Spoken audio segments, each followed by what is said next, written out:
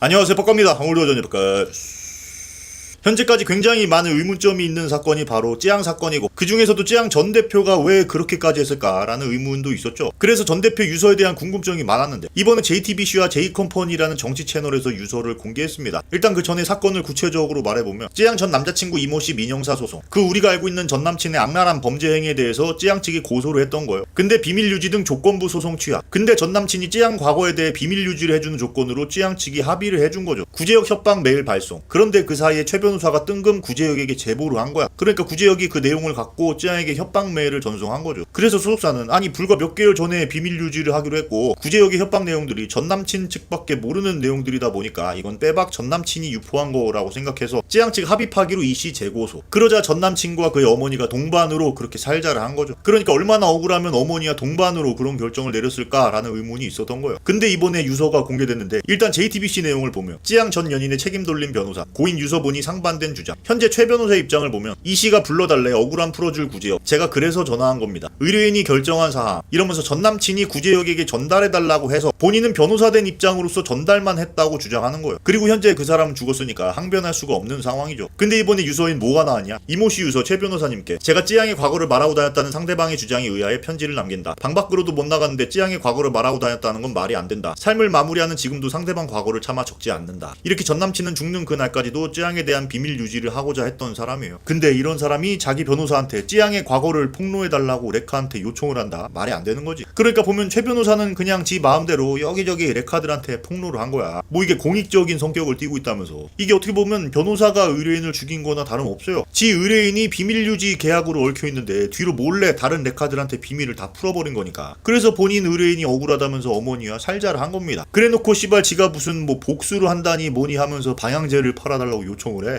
내 제품만 좀 질거 한번 좀 해주면 좋을 것 같아. 뭐 크게 요구한 것도 아니고 그냥 우리 제품을 뿌려주면 되잖아, 형. 한 번만 도와주면 되지 않나? 내가 유서를 보면서 복수를 해야 되나 말아야 되나 맨날 그래요, 형님. 복수를 해야 되나 말아야 되나. 난 그게 싫어. 복수하기 싫어. 난 그게 싫어. 복수를 내가 왜 하지? 아니 내가 왜 이 사람한테 한이 맺혀가지고 복수를 해야 될까? 아니 제가 하는 제품 그거 있잖아요. 정원이가 한 번만 고기 먹고 주는데 뿌려주 그게 어려워요? 그리고 방향제 못 팔아준다고 하니까 찌양 회사에 무슨 고문직함 달면서 매달 급여 받아 타먹고 있었다는 거 아니야. 씨발 이게 맞습니까? 그리고 이제 와서 하는 말이 안녕하세요, 최우석 변호사입니다. 이유 막론하고 미안한 생각입니다. 사실과 다른 부분도 많습니다. 구체적으로 내용은 말씀드릴 수는 없지만 여론상에 사실로 확정되는 것 같아 씁쓸함도 있습니다. 낮은 자세로 삶을 살아가려 합니다. 무료 법률 상담과 법률 사각지대에 있는 분에 대한 소송 구조 활동을 하겠습니다. 언제든지 연락주세요. 계속 변호사 생활을 하려고 하는 것 같은데 유서가 이렇게 나온 이상 변호사협회에서도 징계 내려야겠죠. 세상에 이런 변호사가 어딨어. 애초에 저 비밀 유지 합의 볼 때 같이 옆에 있었던 사람인데 바로 뒤에 구제역한테 그 비밀을 풀어버렸네. 이건 저도 이거 듣고 좀 충격이었긴 한데.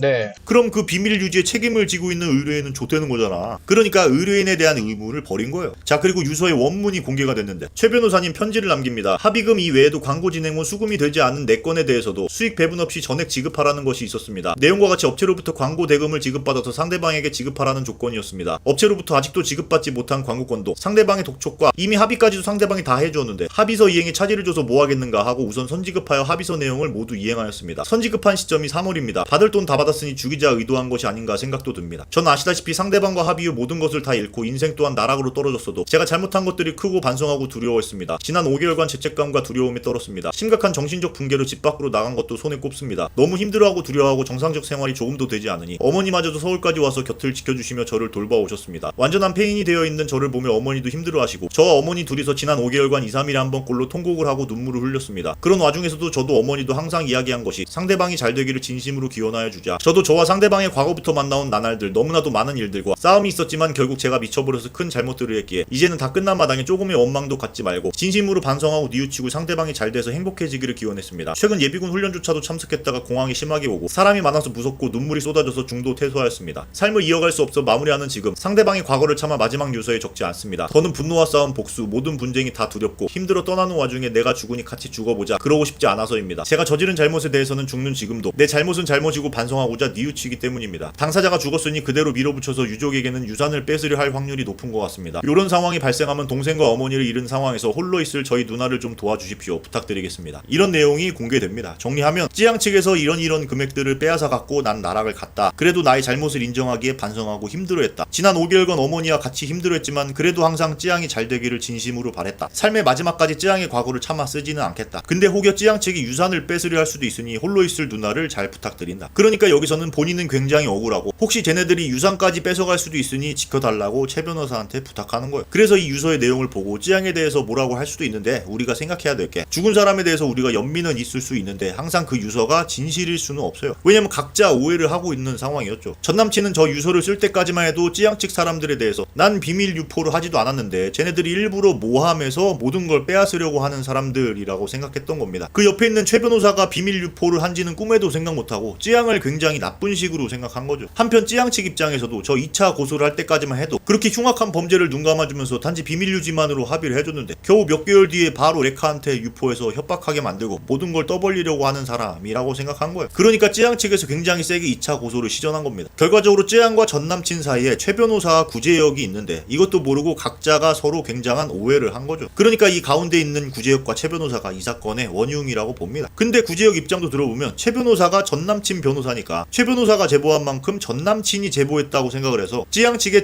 전남친이라고 말했던 모양이에요. 그리고 최 변호사 입장은 구제역한테 제보하긴 했는데 그게 공익적 목적이었고 나름 레카가 취재를 할 줄 알았다 뭐 이런 개소리를 하고 있습니다. 소위 레카 연루됐다는 거 지금 보면 너무 후회됩니다. 그때는 레카가 나름대로 취재도 하고 공익 활동을 하는 줄 알았어요. 준 자료로 돈 뜯는 줄은 상상도 못했습니다. 구제역과 묵지는 말아주세요. 공문화된 명분이 없으면 취재 그만두면 될 것인데 그렇게 행동하다니 정말 실망이 큽니다. 사람을 잘못 봤습니다. 아니 무슨 공익 활동 이러고 있는데 찌양의 사생활이 공익 활동과 무슨 관계가 있는 거야. 그리고 레카가 취재 활동도 하고 공익 활동도 할 줄 알았다니 우린 변호사가 법을 좀 지킬 줄 알았더니인데 변호사 활동하면서 얻은 정보를 왜 삼자에게 줍니까? 그러면서 계속 법 위반 사실 없습니다. 전 의뢰인 정보 준 적 없습니다 이러는데 저 사람의 주장은 이겁니다. 변호사법에 따르면 본인 의뢰인의 정보 그러니까 당시 자기가 전 대표의 변호사였으니까 전 대표의 정보를 뿌리는 건 위법인데 상대방의 정보를 뿌리는 건 괜찮대요. 그리고 그 상대방의 정보도 공익적 성격을 띠고 있다는 겁니다. 그래서 지금은 지가 뭐 위법은 아니다라는 스탠스죠.